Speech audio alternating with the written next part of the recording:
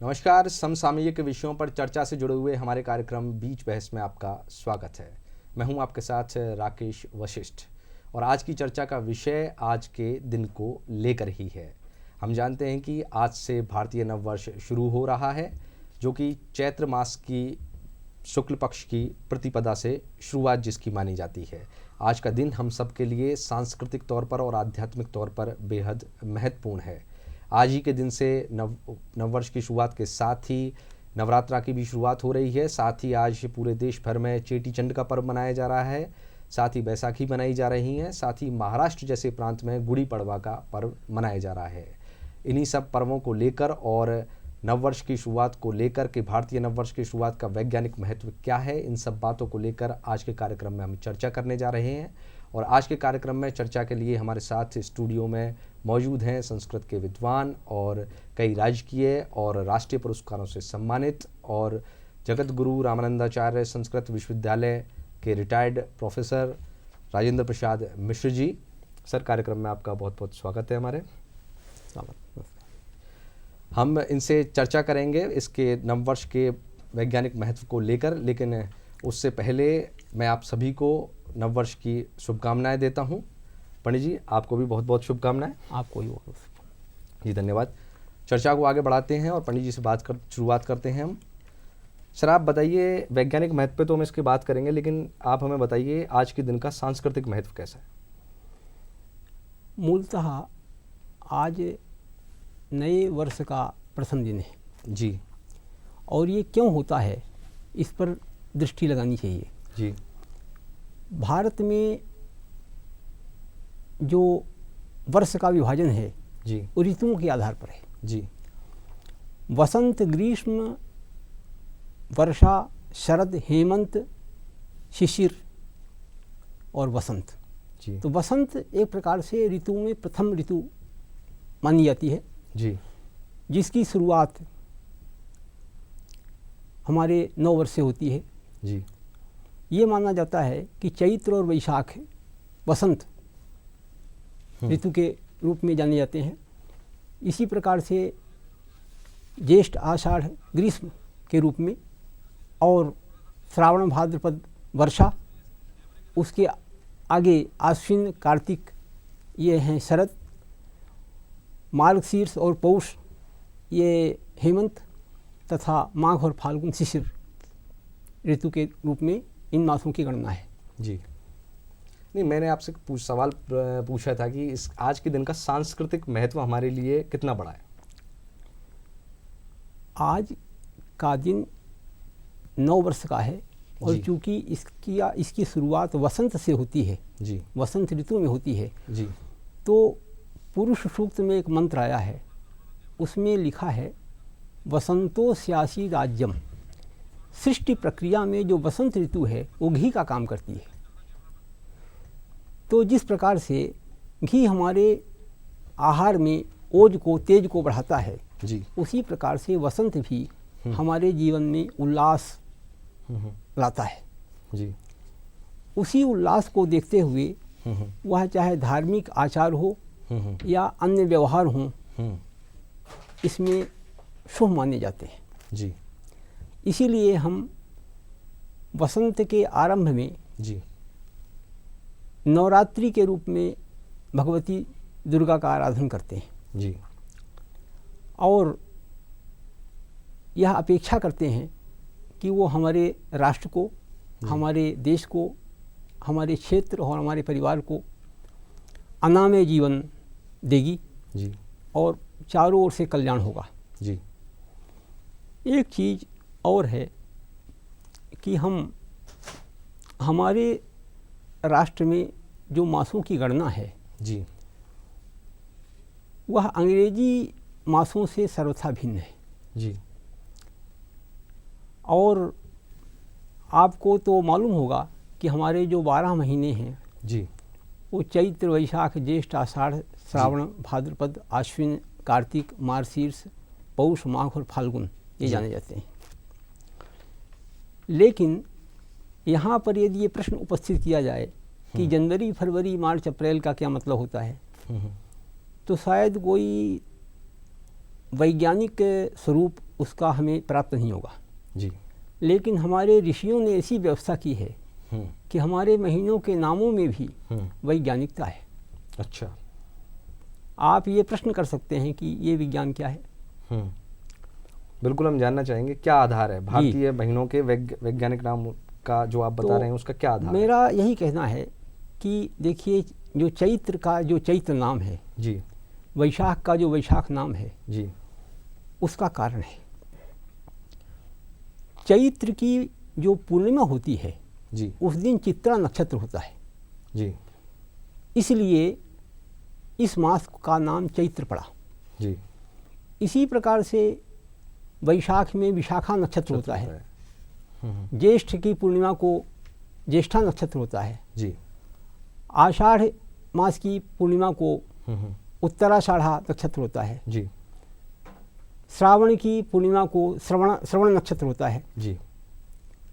इसी प्रकार से भाद्रपद में उत्तरा भाद्रपद नक्षत्र होता है, आश्विन में अश्विनी होता है, कार्तिक में कृतिका होता है, मार्गशीर्ष में मृगशिरा होता है, पौष में पुष्य होता है, जी, माघ में मघा होता है, फाल्गुन में उत्तरा फाल्गुनी होता है।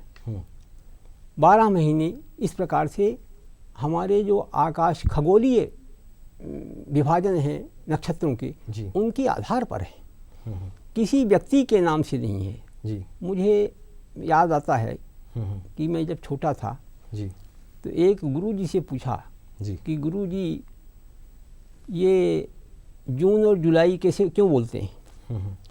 तो उन्होंने कहा, बेटा जूनी जिस महीने में पैदा हुआ था वो जून कहलाया। अच्छा।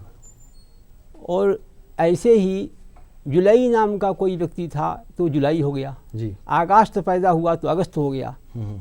तो मेरा ये कहना था कि पश्चिम की क्या स्थिति है अलग बात है, लेकिन हमारे यहाँ मासों की जो व्यवस्था है वह अत्यंत वैज्ञानिक और खगोलीय भाचक्र पर आश्रित है, जी, जिसका अपलाप नहीं किया जा सकता, जिसको प्रत्यक्ष देखा जा सकता है। जी। तो जिस संवत्सर में 12 महीने हों, 6 ऋतु हैं, प्रत्येक ऋतु के लिए 2 मास तय हैं। जी। इसी प्रकार से जो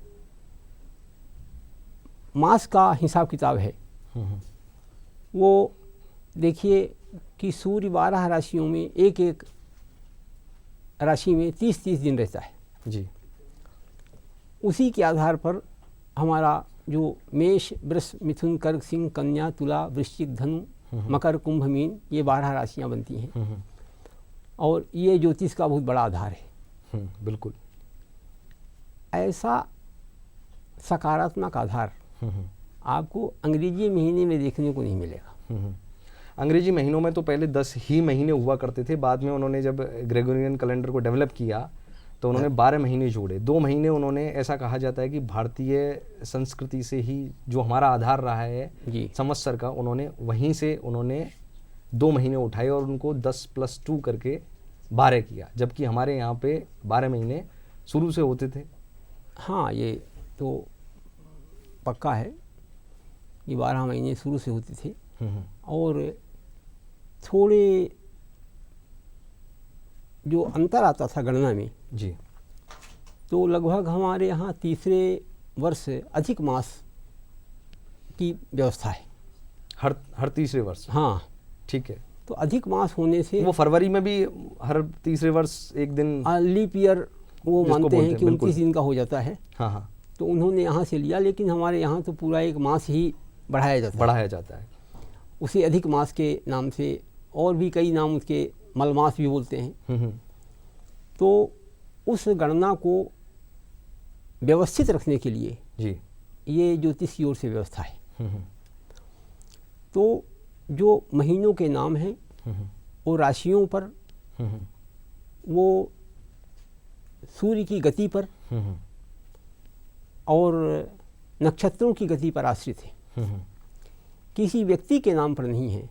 इससे बड़ा विज्ञान और क्या हो सकता है।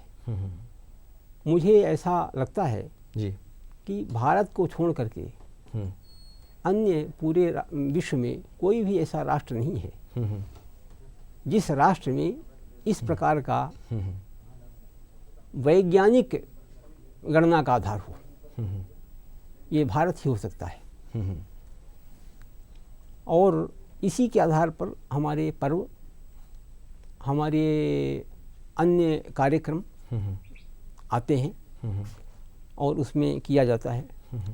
जैसे आप देखें कि एक राशि में सूर्य एक महीना रहता है जी,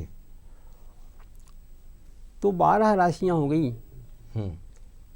तो 12 महीने वर्ष का आधार हो गया। इसी तरह से ये मानते हैं कि मीन और मेष को वसंत बोलते हैं, वृष और मिथुन को ग्रीष्म बोलते हैं, और कर्क सिंह को वर्षा बोलते हैं, कन्या तुला को शरद, और वृश्चिक धनु को हेमंत, और मकर कुंभ को शिशिर, और मीन और मेष बसंत होता ही है। तो आपका कहना है कि भारतीय कालगणना जो है वो वैज्ञानिक है, जबकि पश्चिम की गणना वैज्ञानिक नहीं। पश्चिम की गणना जो है वो व्यक्तियों पर आश्रित है, महीनों के नाम व्यक्तियों पर आश्रित हैं, और शायद यहाँ भारतीय जो मलमास की व्यवस्था है, अधिक मास की व्यवस्था है, इनको देखते हुए उन्होंने बाद में लीप ईयर की कल्पना की। मैं यहीं से आपसे एक प्रश्न पूछता हूँ कि फरवरी लीप ईयर जब आता है तो फरवरी में एक दिन बढ़ जाता है, हमारे यहाँ आप कह रहे हैं कि पूरा मास के मास बढ़ जाता है। हाँ, ऐसा क्यों? ऐसा इसलिए कि कई बार चंद्रमा की कलाओं के आधार पर जो तिथियाँ होती हैं, उन तिथियों में उतार चढ़ाव होता है जी। तो कई बार तिथि हमारे यहाँ खंडित हो जाती है जी। यह आवश्यक नहीं है कि तिथि में 30 दिन पूरे हों जी। वो महीना हमारा कई बार 28 दिन का भी हो जाता है, 29 दिन का भी हो जाता है। तो वो जो कमी होती है वो आगे जाके मलमास के रूप में संपन्न की जाती है, और हमारी कालगणना वैज्ञानिक बनी रहती है।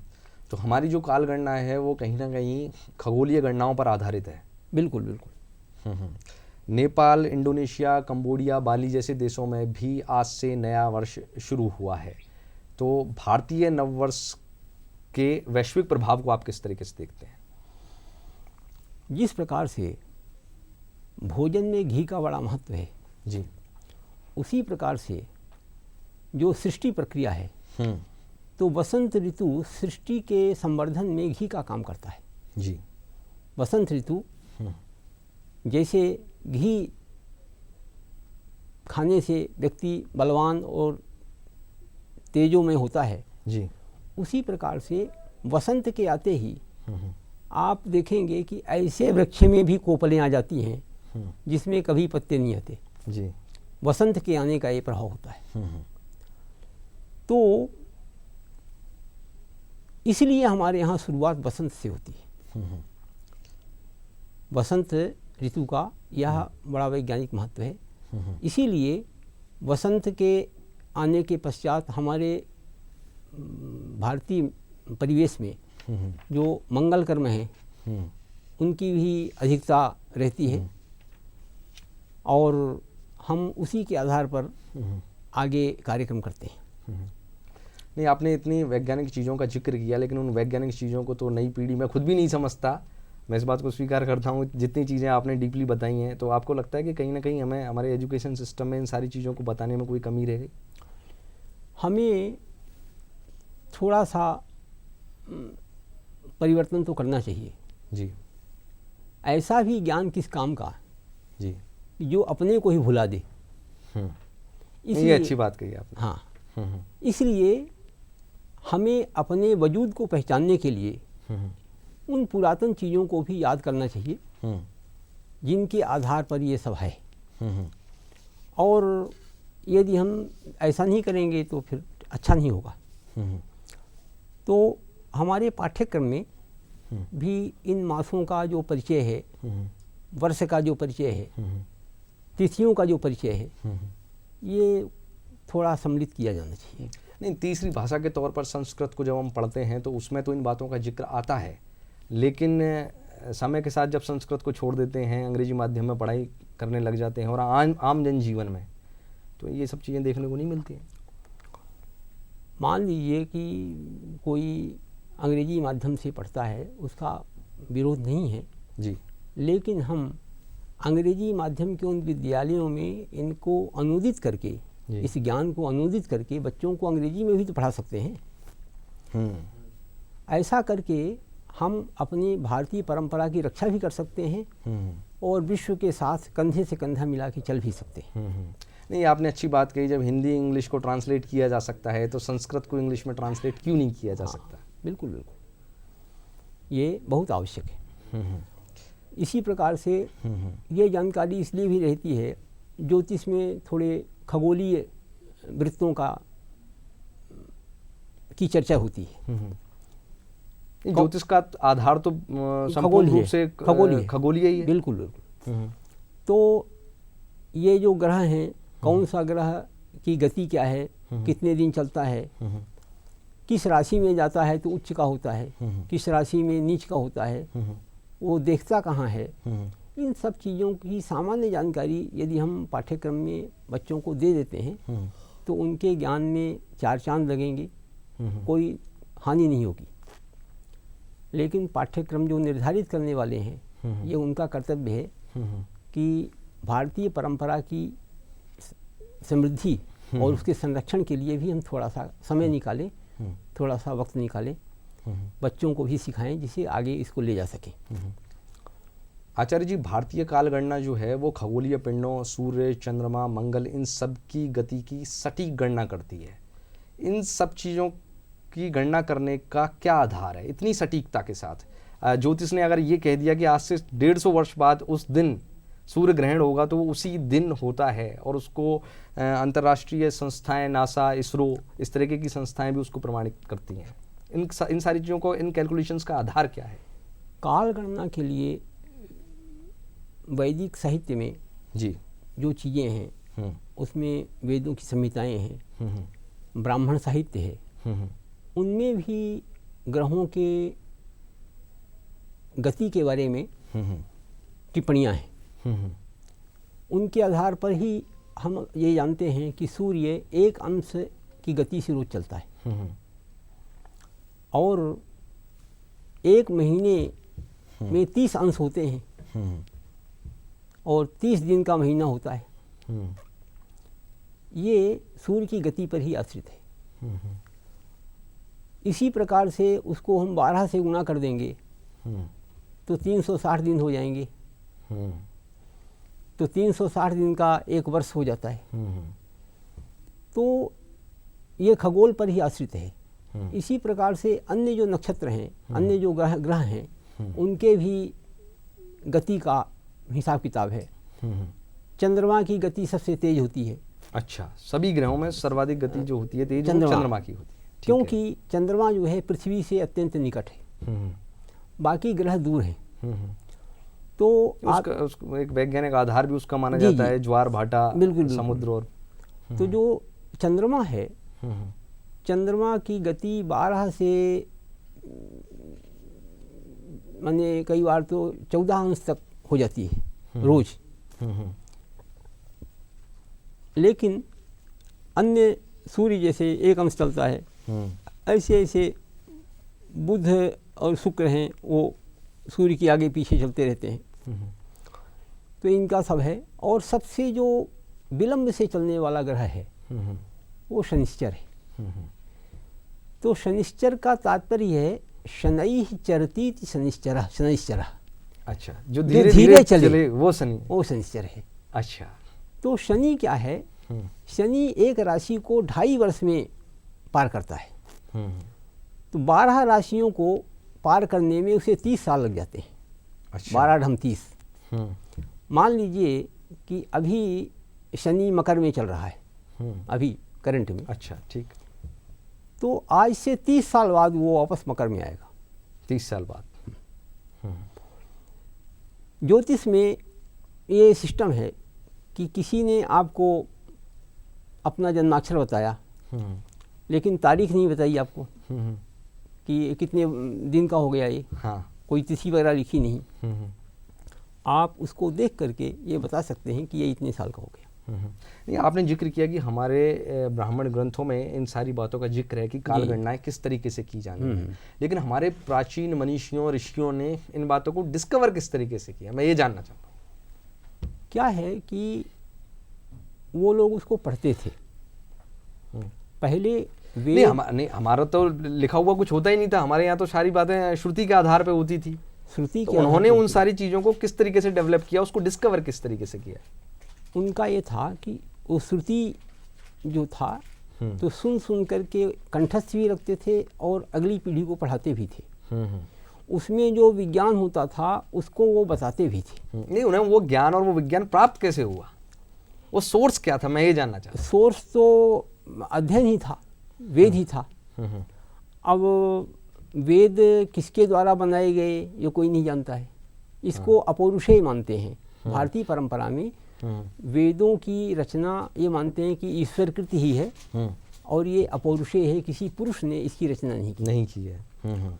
अब परंपरा से जिसने गुरुजी ने पढ़ा, फिर गुरुजी ने मेरे को पढ़ा दिया, मैंने अपने छात्र को पढ़ा दिया, छात्र ने आगे पढ़ा दिया, ये एक परंपरा चलती है जो अनादिकाल से आज तक चलती आ रही है। और उसी के कारण ये जो ज्ञान है ये अगली पीढ़ी में वितरित होता है।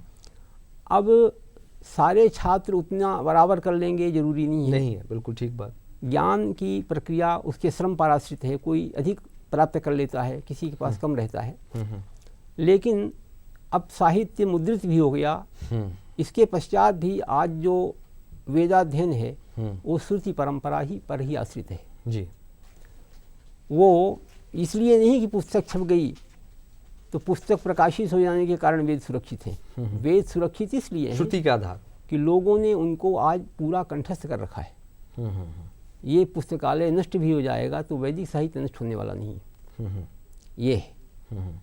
तो वो परंपरा में जो लोग आते थे जी। उसके अंतर्गत आने वाला जो विज्ञान था, जो विशेष बातें थी उनको रेखांकित करते थे, अगली पीढ़ी को बताते थे, समाज को बताते थे, उससे उनका मार्गदर्शन होता था, ज्ञान वृद्धि होती थी, परंपरा आगे बढ़ती थी। ये है आचार्य जी। भारतीय काल गणना का एक पहलू यह भी है कि वहाँ तिथियों का बड़ा महत्व है और उन तिथियों के आधार पर ही हमारे सामाजिक और धार्मिक कार्यों के मुहूर्त तय किए जाते हैं।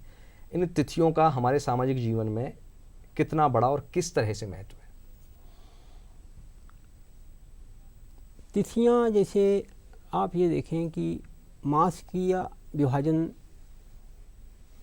पूर्वार्ध उत्तरार्ध के रूप में 15-15 दिन के 2 पक्ष होते हैं।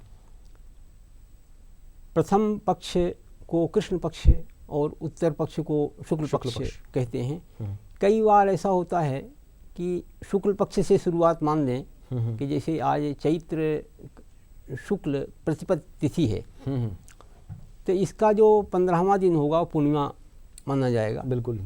इसी प्रकार से आपने पंचांगों में देखा होगा और अन्यत्र भी कृष्ण पक्ष की जो 15वीं तिथि होती है वहाँ 15 संख्या नहीं लिखी जाती, वहाँ 30 लिख देते हैं।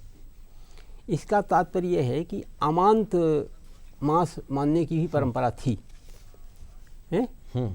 जी। चंद्र मास पूर्णिमा को आजकल चालू हो गया कि पूर्णिमा आ गई तो ये मास पूरा हो गया।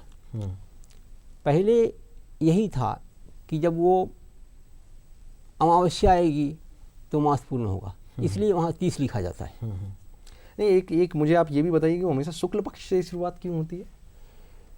देखिए, हर व्यक्ति वृद्धि चाहता है जी। हम संवर्धन में विश्वास रखते हैं, क्षय में विश्वास नहीं रखते जी। तो शुक्ल पक्ष जो है, शुक्ल पक्ष में क्रमशः चंद्रमा की कलाएं बढ़ती जाती हैं। अच्छा। और वह पूर्णिमा में पूर्ण हो जाती हैं। बिल्कुल। उसी प्रकार फिर शुक्ल प्रतिपद में एक कला कम हो जाती है, द्वितीया में 2 कला कम हो जाती है, तृतीया में चलते चलते फिर अमावस्या आती है तो 0 हो जाता है। तो आपका कहना है कि संवर्धन के महत्व को, संवर्धन के कारण, अच्छा, क्योंकि इसमें कला के संवर्धन की प्रक्रिया है, इसलिए शुक्ल पक्ष को हमें अधिक महत्व दिया गया, और कलाओं के कारण वृद्धि का, और उसमें ह्रास का कार्यक्रम रहता है, घटने का कार्यक्रम रहता है, इसलिए ठीक ठीक ठीक उसको दूसरा स्थान दिया गया। जी जी आचार्य जी, हमारे पास चर्चा के लिए समय जो था वो पूर्ण होने की ओर जा रहा है। तो आप हमारे स्टूडियो में आए, उसके लिए आपका बहुत बहुत धन्यवाद। आपने भारतीय कालगणना के कई पहलुओं से हमें परिचित करवाया है, उसके लिए आपका खूब खूब आभार। धन्यवाद। धन्यवाद, नमस्कार।